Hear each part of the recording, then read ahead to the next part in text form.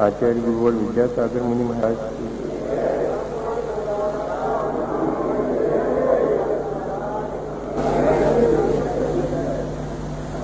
हम सभी लोग पर लगातार बहुत समय से विचार कर रहे हैं। जैसा आचार्य गुरुवर ने हमें अपने जीवन को अच्छा बनाने का उपाय बताया है, हम उसके अनुरूप अपने जीवन को बना सकें, तो ये हमारी अपनी विनम्र कोशिश है। डिस्ट्रक्शन पर्व में हमने प्रयोग रूप में भी बाह्य धार्मिक अनुष्ठानों के द्वारा भी अपने जीवन को परिमार्जित और अच्छा बनाने का प्रयास किया है। आपको याद होगा कि जब डिस्ट्रक्शन पर्व शुरू होने को थे तब 16 कारण भावनाओं पर हम विचार कर रहे थे। उनमें से एक भावना शेष रह गई थी और आज ऐसा संयोग है कि 16 कारण का भी आज अंतिम दिन है और आज अपनी वह 16वीं भावना पर भी विचार करने का अपन को अवसर मिला है। दर्शन विशुद्धि विनय संपन्नता शील व्रतेश नति चारो भीष्म ज्ञानोपयोग संवेदो शक्ति तत्साग शक्ति साधु समाधिर वैया व्रतकरण महदाचार्य बहुशुतर वचन भक्ति रावस्त का परिहा निर्मार्ग प्रभावना प्रवचन वत्सलक तीर्थ करस्य। इन 16 कारण भावनाओं के माध्यम से कोई जीव अपना कल्याण तीर्थंकर जैसे पद को पाकर के कर सकता है। तीर्थंकर और केवली भगवान के पाद मूल में बैठकर अत्यंत विशुद्धि पूर्वक जब इन 16 कारण भावनाओं की हम आराधना करते हैं, उनको अपने जीवन में लाने का पुरुषार्थ करते हैं, तब ये तीर्थंकर नाम कर्म प्रकृति का संचय होता है और लोक कल्याण आत्म कल्याण के साथ साथ लोक कल्याण करने की जो भावना है वास्तव में वो तीर्थंकर बनने में कारण बनती है। तीर्थंकर आत्महित के साथ साथ लोकहित चाहने वाली पवित्र आत्माएं हैं। वे हमारे आदर्श हैं। हमें उनके जैसे जीवन बनाने के लिए प्रयत्न करना चाहिए, उनके जीवन से प्रेरणा लेनी चाहिए। उन्होंने अपने जीवन को जैसा बनाया है वो कैसे बनाया होगा, वो हम विचार कर रहे थे। हमने विचार किया कि हमारे मन में उस आत्म तत्व के प्रति रुचि होनी चाहिए जो हमारा अपना निजी है और वैसा ही आत्म तत्व सब जीवों के भीतर है।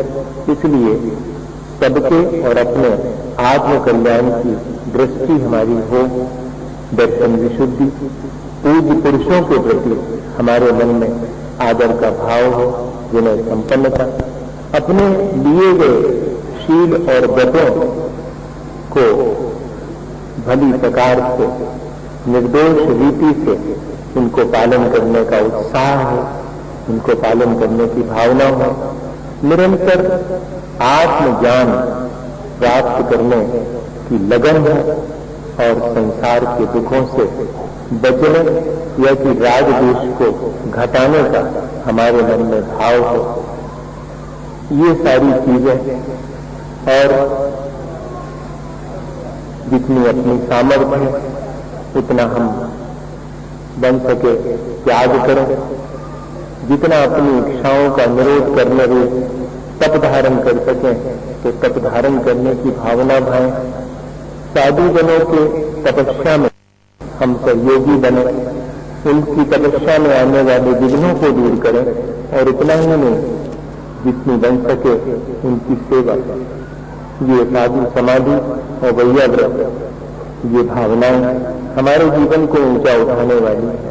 इतना ही नहीं, अनंत भगवान की भक्ति उपाध्याय बहुसुतवाहन महाराज की भक्ति और प्रवचन भक्ति अर्थात जनवाणी की भक्ति, ये तीनों भक्तियां भी हमारे उस तीर्थंकर पद के पाने में निमित्त हैं।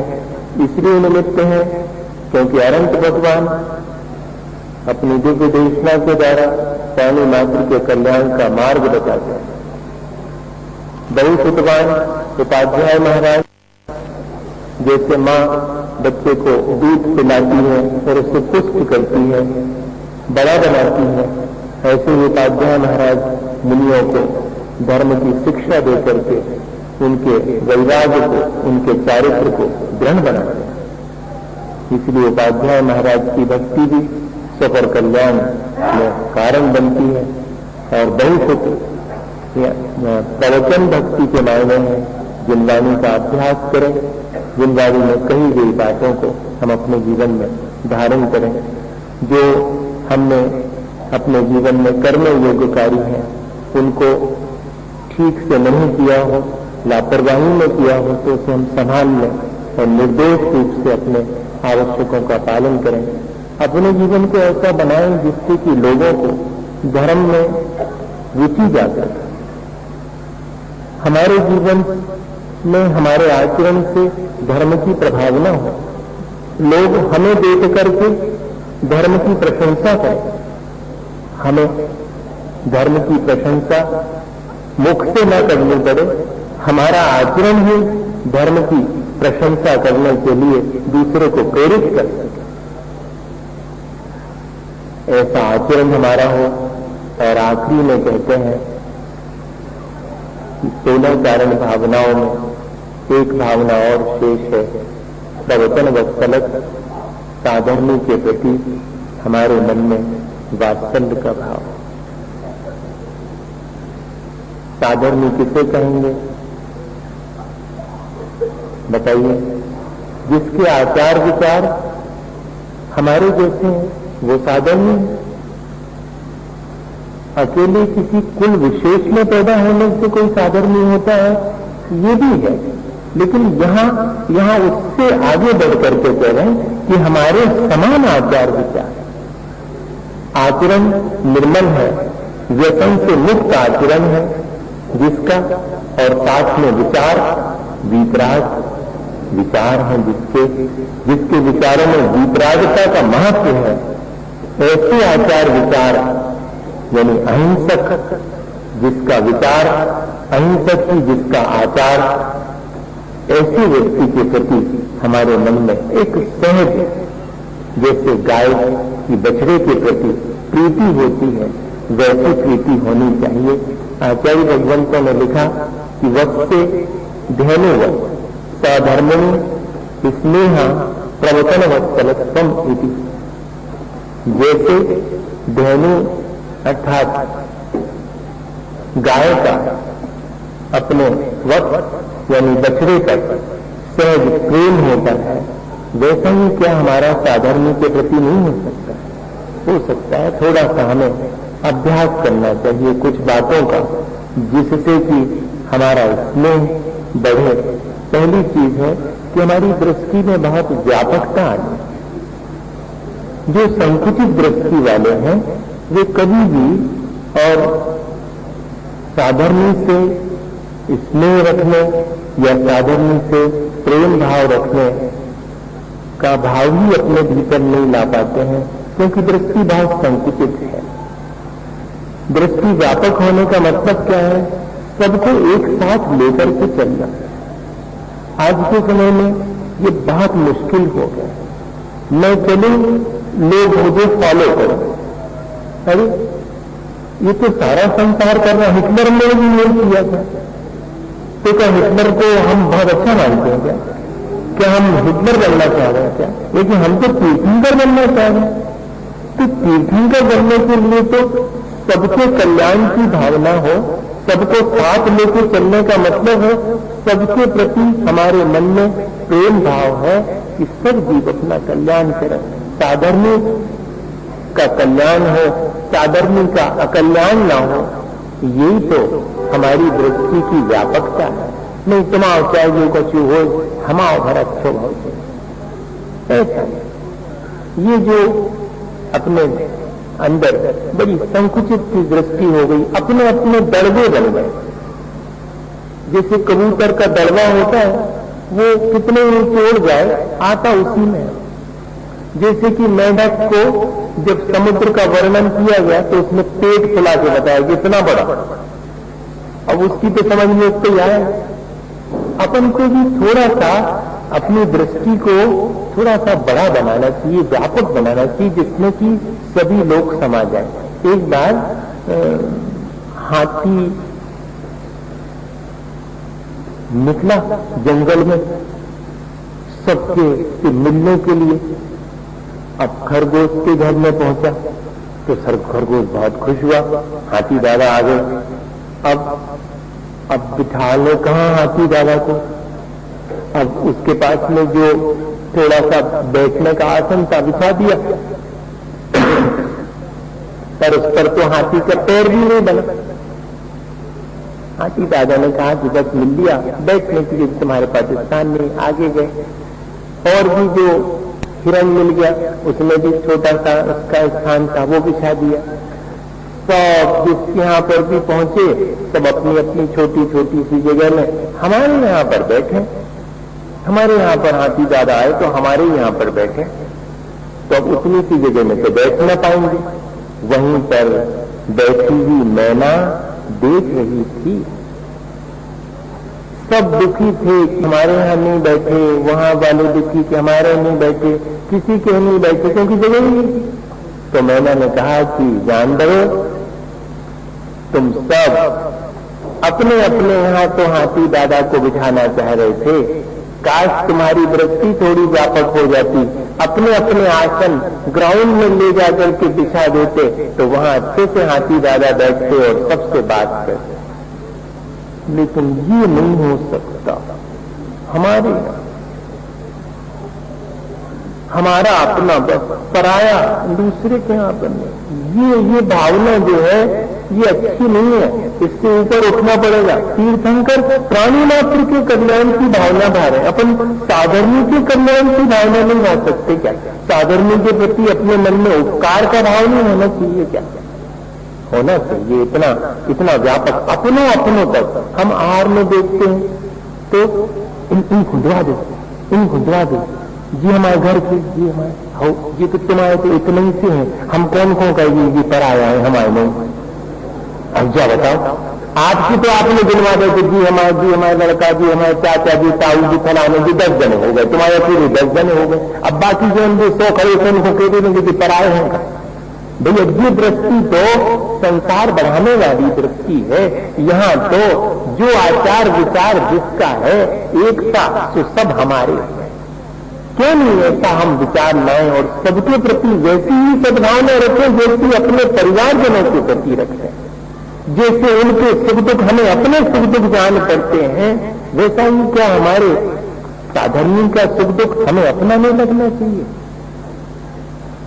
होना तो यही चाहिए। दूसरा है कि हम संगठित होकर के रहें। अब हमारे संगठित होकर के रहने का जो भाव है वो नहीं रहा शेष।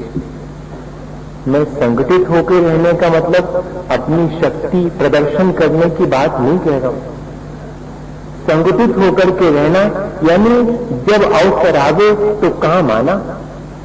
तख्त पर एक होना आसान है, वक्त पर एक होना बहुत कठिन है। हाँ, तख्त पे तो बहुत लोग एक हो जाए, मंच पे एक हो जाए, लेकिन वक्त पर हम एक हो सकें, वक्त पर हम काम आ सकें। जैसे कि दुर्योधन को बंदी बना लिया, जब समाचार पहुंचा था तो युधिष्ठिर महाराज चिंतित हो गए कि अरे ऐसे कैसे, जाओ अर्जुन जाओ और तुम दुर्योधन को और गायों को सब छुड़ा करके लाओ। भीम तुरंत बोल पड़े, करे वाह, जिनने जिंदगी भर हमारा अपकार किया, जिनको हम सुहाते कर रहे हैं, हमारी हमेशा जो है वो मानने की चाल चलते रहते, उनको कह रहे हैं अच्छे पकड़े जाने दो, हम नहीं जाते। ऐसा कह दिया। आप बताइएगा, युधिष्ठिर की आंख में आंसू आ गए। उतने से देख करके अर्जुन समझ गए कि भैया दुखी हैं। हमारा फर्ज है कि अगर साधर्मी पर विपत्ति आई है तो हमारा साधर्मी, हमें उसको विपत्ति से बचाना चाहिए। ये हमारा संगठित होना है। 105 नहीं है, हम 105। ये बात था, ये महापुरुष हैं, उनका ऐसा सोच होता है। हम क्या उनके इस सोच के अनुसार अपने भावों को परिवर्तित नहीं कर सकते? करना चाहिए। आज तो अपन ये अलग, ये अलग, ये उनका, ये इनका, बस इसी में लगे हुए। कोई एक मैंने जो साधर्मी है, जिसकी सच्चे देवगुरु शास्त्र श्रद्धा है, जिसका आचरण अच्छा है, क्या उन सबके बीच में एकता नहीं होनी चाहिए? लगता तो होगा कि होनी चाहिए। और उस एकता का आनंद क्या है? एक दूसरे का सहारा, एक दूसरे के हम काम आते हैं तो एक दूसरे को ये भरोसा रहता है कि हाँ, मैं अकेला नहीं हूं, यहां पर मेरी ऊपर विपत्ति आएगी तो मेरे पास इतने सारे लोग हैं। ये अपन ने पहले इस तरह की प्रक्रियाएं बनाई थी। मरण हो जाता था तो हम सोचते थे कि अब एक तो उसके घर में मरण हुआ और सबरे चले आ रहे हैं मिलने जुलने को, अब कितना खर्चा हो जाएगा, सब मिलके जुलके खुआओ, से उनको खुआओ पियाओ है। लेकिन इसके पीछे दृष्टि क्या थी? ये भैया, तुम्हारे पिताजी नहीं गए तो तुम अपने आप को अकेले नहीं समझिए, हम सब जने हैं तुम्हारे संग।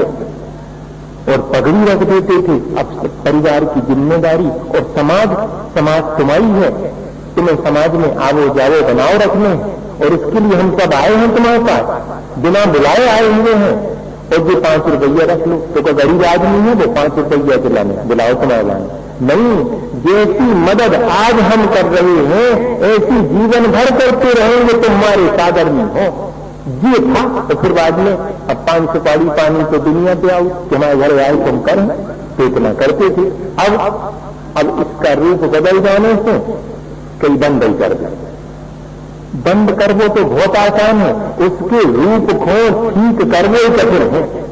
तो सब चीजें अच्छी थी, उनका रूप विकृत हो गया तो वो चीजें खराब हो गई।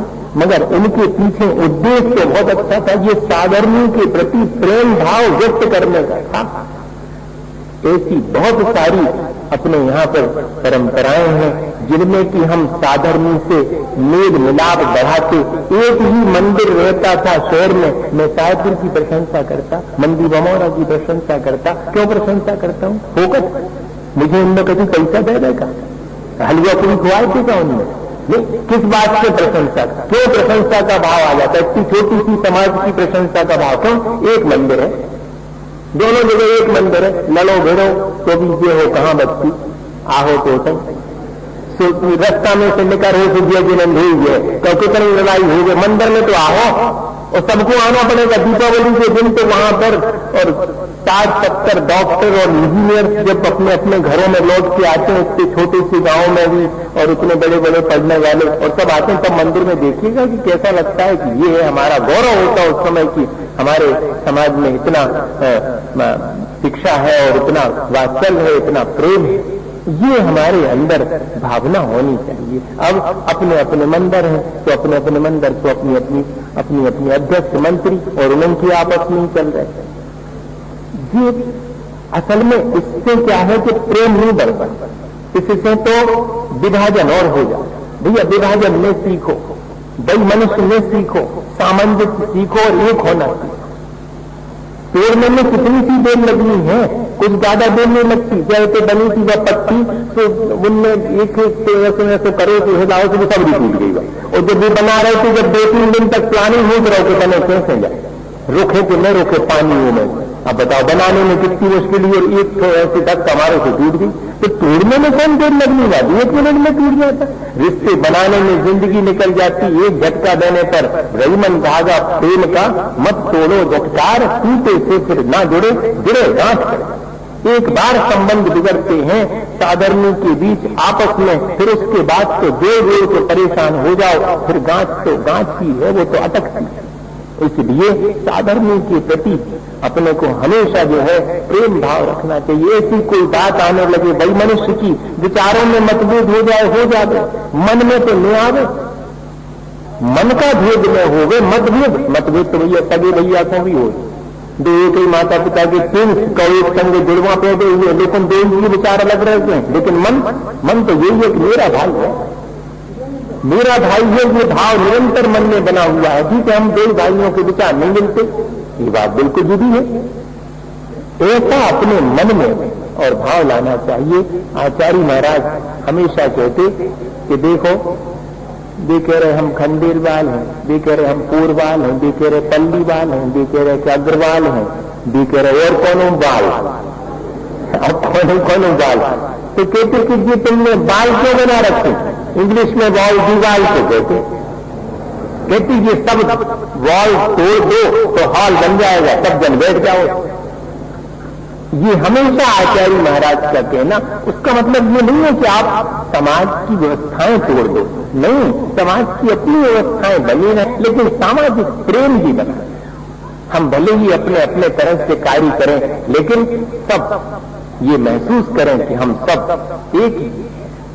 ये जो भाव है वो है प्रवचन वत्सलत्व का, साधर्मी के प्रति वात्सल्य का। इससे ही समाज समृद्ध होता है, इससे ही तीर्थ का प्रवर्तन होता है, इससे ही आत्मा का उत्थान होता है, इसके बिना नहीं होता।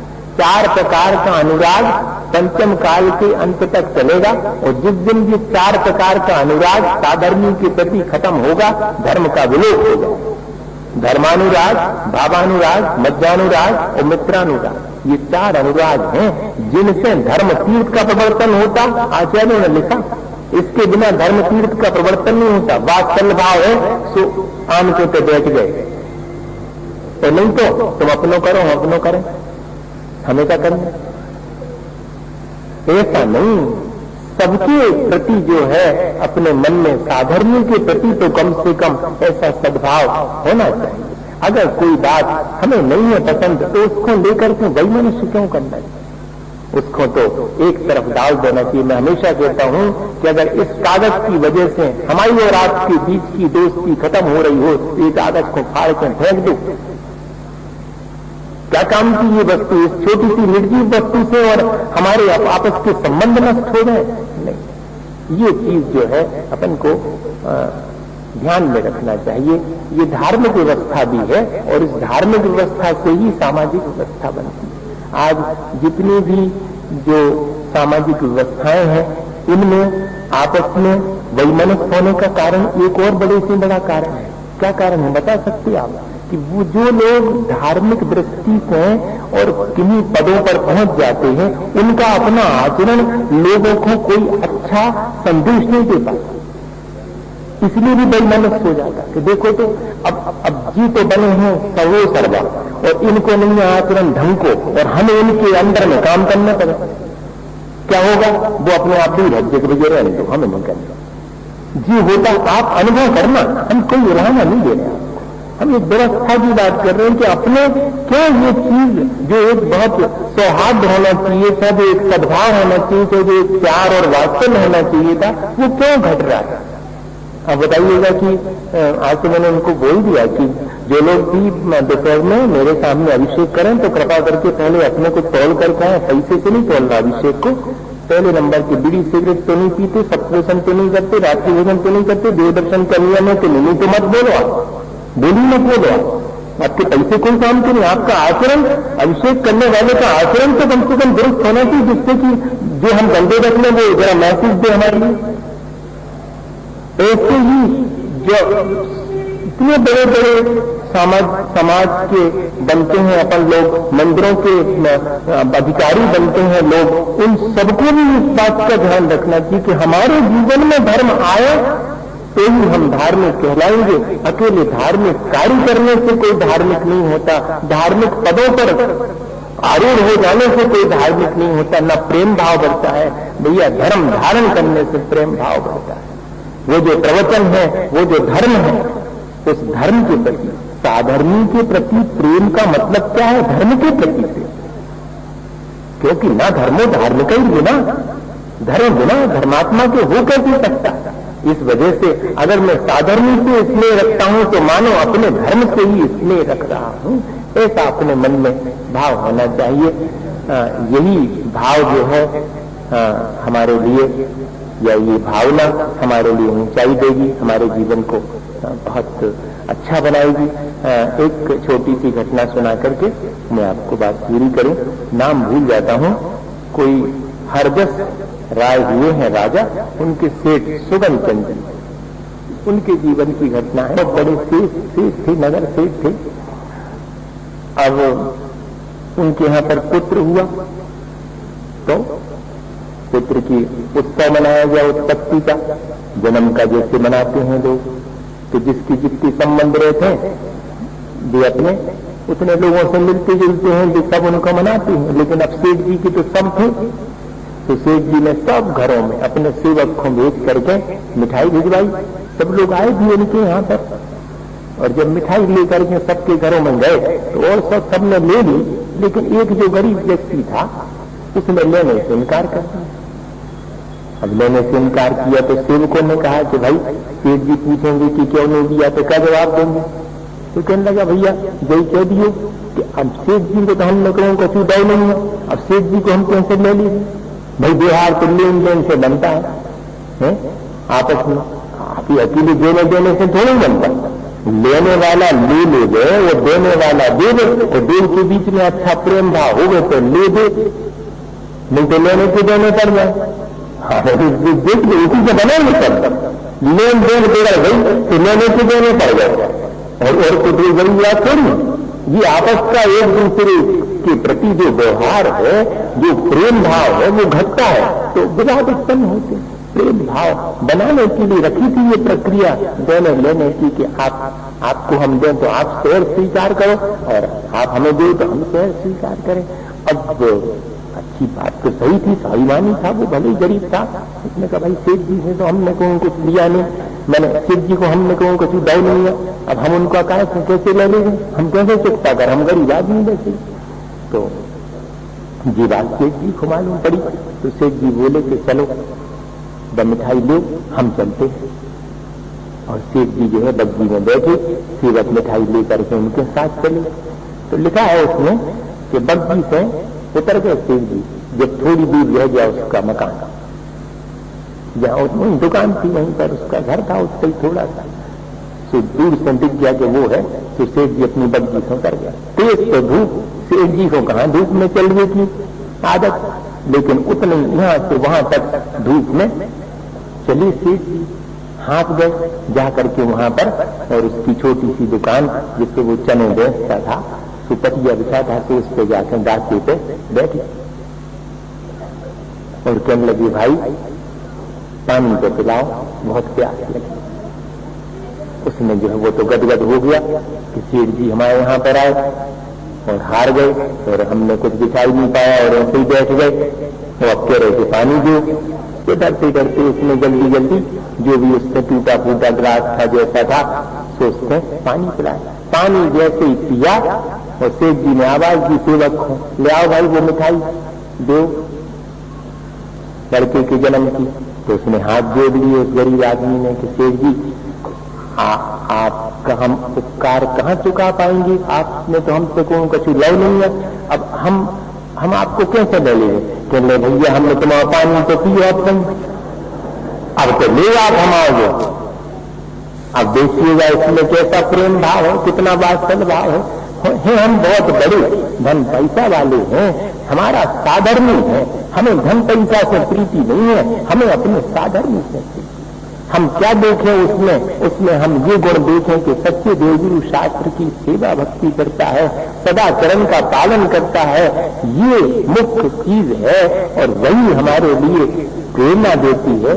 इसलिए हमें अपने साधर्मी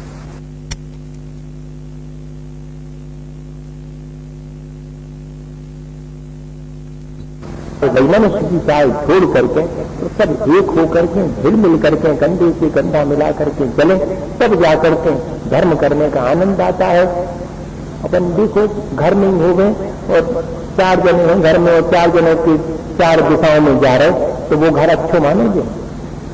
जहां समाज में 4000 लोग हो गए और उसमें से जो है अलग अलग दिशाओं में सब जा रहे हों तो समाज अच्छा माना जाएगा, वो देश अच्छा माना जाएगा जिसमें कोई की नहीं सुनता, नहीं माना जाएगा। ऐसे ही जो है मन को विचार करके साधर्मी के प्रति अपना वास्तविक भाव रखना चाहिए, जिससे कि हमारा जीवन अच्छा बने और प्राणी मात्र का कल्याण हो। उसी भावना के साथ बोलिए आचार्य गुरुवर विद्या सागर